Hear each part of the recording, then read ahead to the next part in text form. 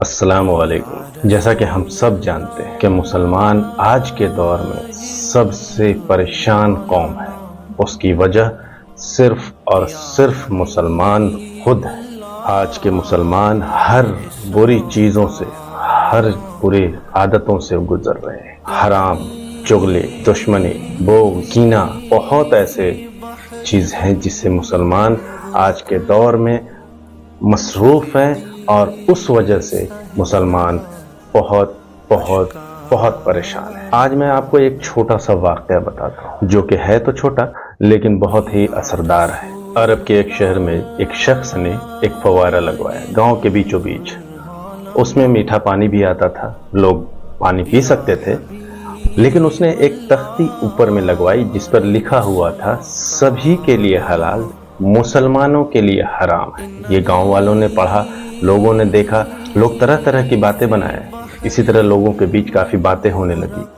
کسی نے کہا کہ وہ دین کے خلاف ہے، کسی نے کہا کہ وہ گمراہ ہے، کسی نے مجنون کہا۔ پھر یہ باتیں جا کر کے بادشاہ کے پاس پہنچی۔ بادشاہ نے اسے دربار میں بلانے کا فرمان جاری کیا۔ وہ شخص دربار میں آیا، کافی ادب کے ساتھ بادشاہ کے سامنے کھڑا ہوا۔ بادشاہ نے کچھ سوالات کیے کہ تم نے ایسا کیوں لکھا ہے؟ تو اس شخص نے جواب دیا، جی سلطان محترم، میں نے یہ لکھا ہے اور اس کے پیچھے ایک عمل ہے، بٹ اس سے پہلے کہ میری 3 شرطیں مانی جائیں۔ بادشاہ نے پھر بولا، ٹھیک ہے، میں یہ 3 شرطیں آپ کی مانتا ہوں۔ اس نے کہا کہ سب سے پہلے کسی یہودی کے بڑے عالم کو گرفتار کیا جائے بلا قصور کے۔ تو بادشاہ نے یہودی کے عالم کو گرفتار کیا۔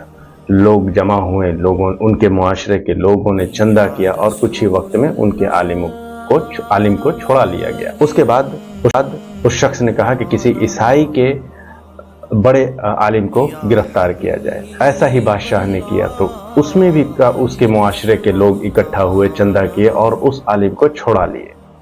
پھر اس شخص نے کہا کہ مسلمان کے ایک بڑے عالم کو جمعہ کے دن مسلمانوں کے محفل سے اٹھا کر کے گرفتار کیا جائے۔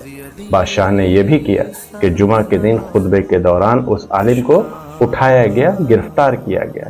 لوگ وہاں دیکھتے رہے، لوگ اس محفل میں بھی باتیں بناتے رہے کہ شاید ان کا کوئی گناہ ہوگا، تبھی بادشاہ نے ان کو گرفتار کیا۔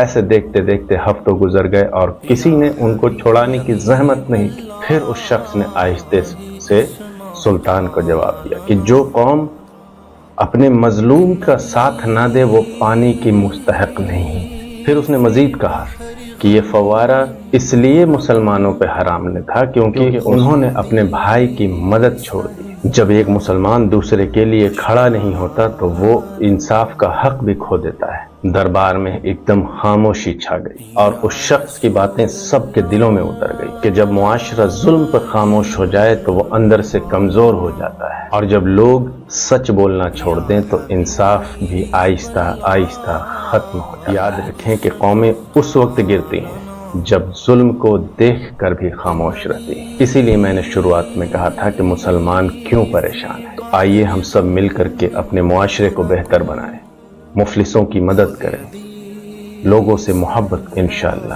ایک نہ ایک دن یہ چیز سدھرے گی، لیکن کوشش پہلے کرنا۔ اللہ ہمیں کہنے اور سننے سے زیادہ عمل کرنے کی توفیق عطا فرمائے، آمین۔ السلام علیکم۔